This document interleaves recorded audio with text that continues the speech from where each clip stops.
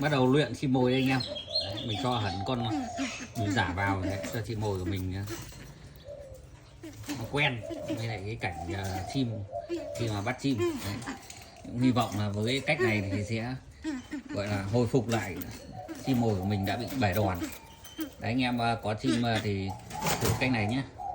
Đấy, mình phải hy sinh một con bịp giả này, nó luôn trong lục này. Bên mình vừa cho xong. Rồi, cảm ơn tất cả anh em nhé. Anh em cùng theo dõi mình phục hồi con chim này.